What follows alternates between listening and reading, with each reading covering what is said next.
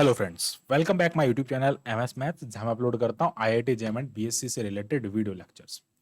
So in this video I will explain the Riemann integral and this is the part 2 of Riemann integral, जिसमें हम discuss कर रहे हैं Riemann integral और इसके कुछ टर्म्स के बारे में।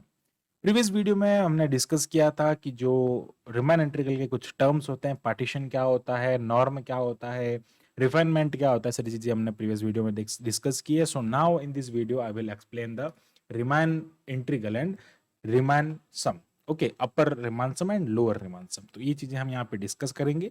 सो बात करते हैं रीमान इंटीग्रल होता क्या है। तो एक्चुअली हम बात करते हैं अपर रीमान सम और जो लोअर रीमान सम होता है, यही जो होता है वो एक्चुअल में रीमान इंटीग्रल होता है। सो सबसे पहले हमको क्या करना पड़ेगा, सुप्रीमम और इन्फीमम जो होता है उसके बारे में थोड़ा नॉलेज होना चाहिए कि फंक्शन का सुप्रीमम और इन्फीमम क्या होता है। सो यहाँ पे हम देखते हैं कि अगर ऐसा हमारे पास में फंक्शन है और वो डिफाइन है क्लोज इंटरवल, मान लेते हैं हम एक कोई फंक्शन एफ एक्स है और वो क्लोज इंटरवल ए बी में डिफाइन है। ओके, सो अब इसका सुप्रीमम और इन्फीमम कैसे फाइंड करना। सो यार सुप्रीमम जो होगा वो X R minus one, X R इसका सुप्रीमम हो जाएगा।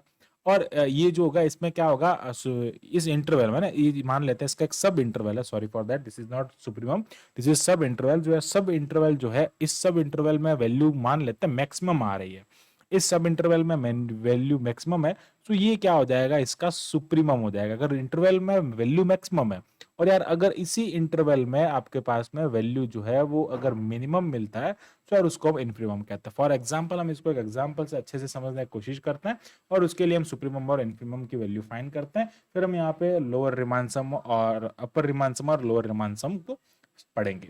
सो एक एग्जाम्पल से हम इसको समझने की कोशिश कर ले। मान लीजिए हमारे पास में एफ एक्स जो है वो एक्स स्क्वायर है और वो गिवन है माइनस वन टू वन एक क्लोज इंटरवल में। अब हम इसका एक पार्टीशन लेते हैं। सो यार पी इसका कोई एक पार्टीशन हो जाएगा।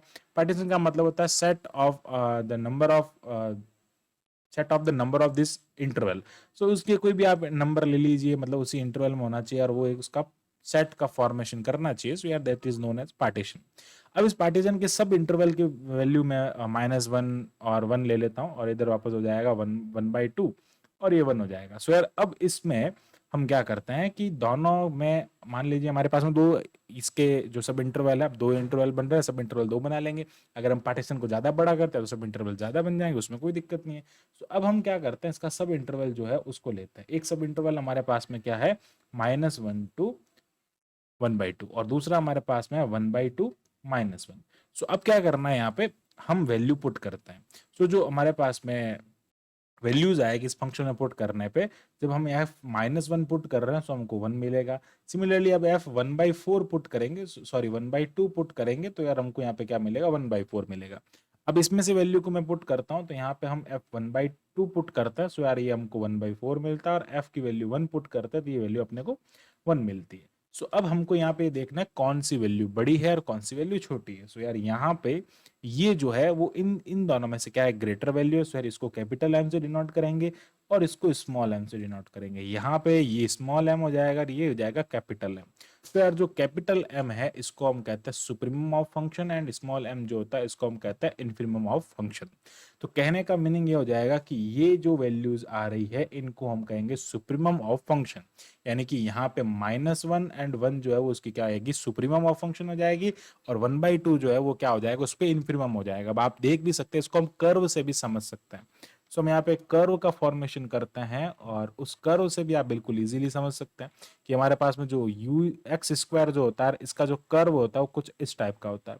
सो यार ये इसका कर्व होता है। अब आप देख लेंगे कि यहाँ पे वैल्यू माइनस वन आ रही है और यहाँ पे वैल्यू वन आ रही है, तो इन दोनों जगह पे वैल्यू जो है वो वन बाई टू से ज्यादा आ रही है, मतलब ये इसका इन्फीमम हो जाएगा और यार ये दोनों वैल्यू क्या आ जाएगी, इसकी सुप्रीमम हो जाएगी। अब बात करते हैं अपर रिमान सम और लोअर रिमान सम की, क्योंकि अब हमारे यहाँ पे इसकी जरूरत पड़ेगी। सो यार बात करते हैं अपर रिमान सम और लोअर रिमान सम के बारे में। तो यार ये जो फॉर्मूला होता है यूपीएफ, इसको अपन कहते हैं अपर रिमान सम। तो यार अपर रिमान सम का फॉर्मूला होता है कि supremum and the length of that सब इंटरवल, उसकी लेंथ और उसके साथ में उसका सुप्रीमम का मल्टीप्लीकेशन।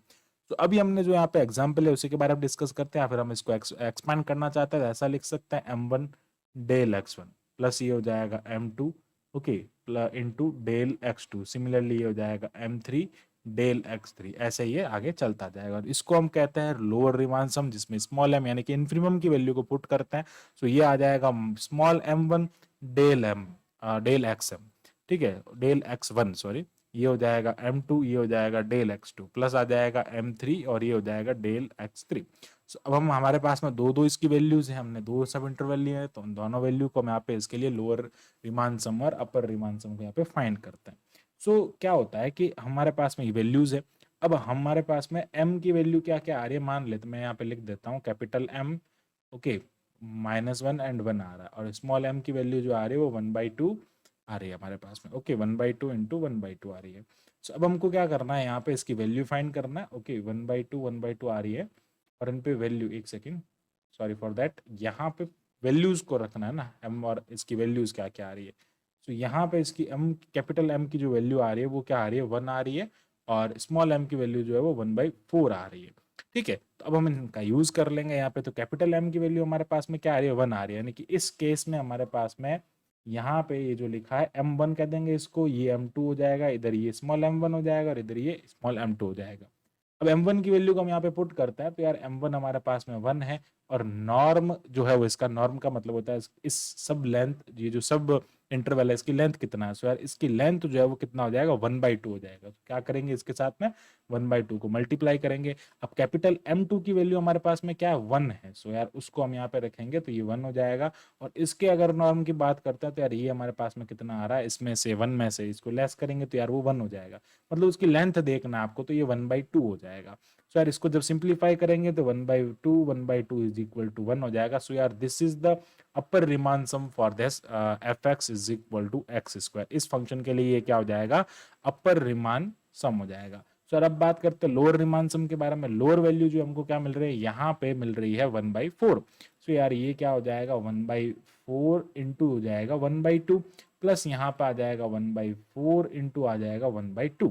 सो यार इसको मल्टीप्लाई करेंगे तो 1/8 प्लस ये हो जाएगा 1/8, इट मीन्स ये हो जाएगा 2/8 इक्वल्स 1/4। सो यार ये क्या हो जाएगा, इसका लोअर रिमान सम हो जाएगा। और एक बात बता दें आपको, लोअर रिमान सम जो होता है वो ऑलवेज अपर रिमान सम से छोटा होता है।